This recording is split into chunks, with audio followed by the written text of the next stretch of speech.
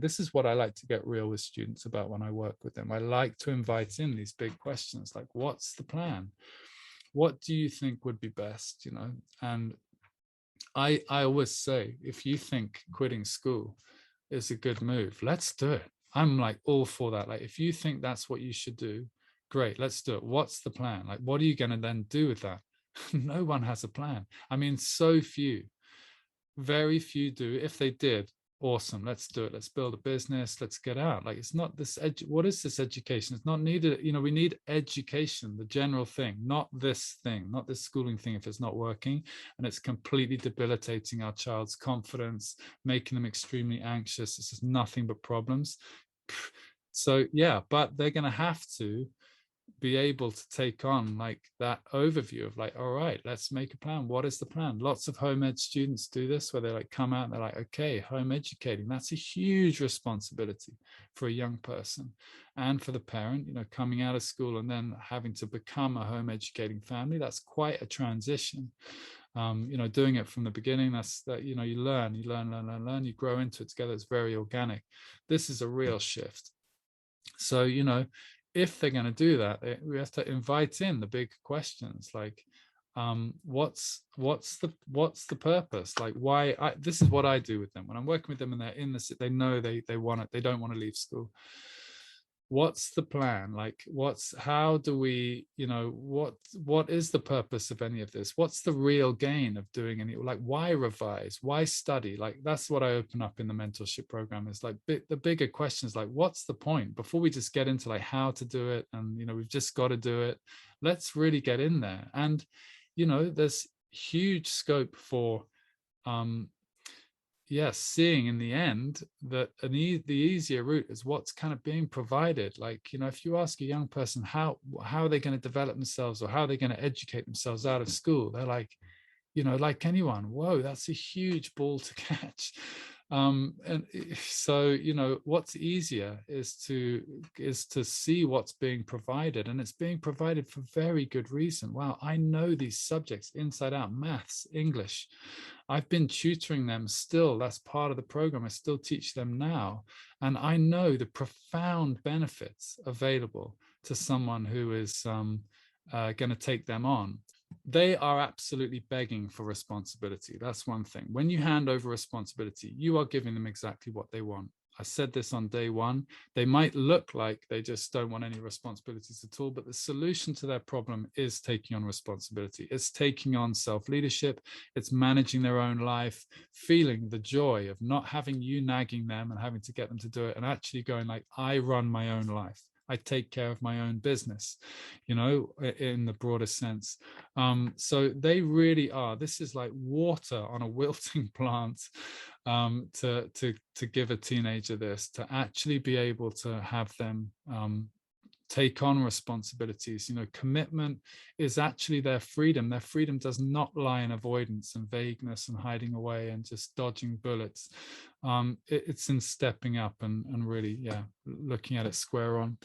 Ask them what they think about everything. I would just start to ask them their opinion about everything to do with their life and everything in general. What do you think? When you feel like you're being put in a position of responsibility for something that you shouldn't be responsible for anymore, just ask them, well, what do you think? When they say, oh, what am I going to do about this piece of homework? What do you think is the best way of doing it? And without being flippant, without being kind of annoying for them, just empower their own view. Don't give them the solutions. Don't make your own suggestions. Have them actually see for themselves what they think is the best way to go. I mentioned already asking them if they'd like some advice before you give it. Huge tip. We've done it before, and it'll be probably in the wrap up again as well. Yeah, and involve them in the decision making. I talked about one student about his schooling future, and his parents weren't involving him in that decision. It's they're too old for that now. You've got to involve them. Probably many of you might have involved your kids much younger in these kind of decisions. But if you're not doing that, let's really open things up and have them participate in decisions about their own lives, like right now. Also, like school organizations, some things just like, come up again and again. Parents who, I bought him all the folders, I got him all the pens, and I made his desk kind of really clear and everything. And does he ever do any homework? Does he, whatever. So that kind of, again, it's got to be up to them. Leave them to be disorganized at school, leave them to get things wrong, not have the right books, and like let that kind of kick in for them so they can just see, okay, wow, I can make my life so much easier if I wear the right school uniform, if I know where I've put it after every day, that kind of thing. So again, don't find yourself still 14, 15, 16, and you're still like helping them with the school bag, making sure, and they're just like stuff's everywhere, their notes are all completely out of order. Again, that's part of just stepping back and leaving them to it. And some of you have said, like, oh, I'm a born learner, I love learning, my kids absolutely hate it. Some parents have said, I'm so organized, whatever, my kids all over the place. They're different to us, they're different beings to us. So they might well not want to be organized, they might not want the folder system that you love. They might want to do things in a completely different way, and you have to work with that. We're not here to make our kids into some sort of robotic versions of what we think looks good, or our way of being organized, or whatever, being responsible.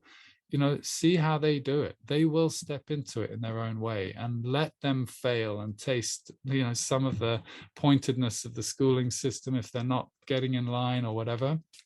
That can be, that's in a way a good way to learn. Like, it's not a system I love, but it's a good way to learn. And create environments where they're happy to be, and happy to be on their own or with you, and to be working. Teenagers really need good spaces, their own spaces, where they feel like safe to kind of be on their own or be together with you. So a room in the house can be great. This is not so much to do with but yeah, generally a place where they can also be separate from you. That's really loving and giving for a parent of a teenager, to give them that space, to be comfortable just on their own, or with their peer group, or online, or whatever it is. Let them learn their own lessons. Non-verbal communication, like, we don't have to capitalize on everything they get wrong. Make sure that they've heard a lesson from us, or communicate it in words.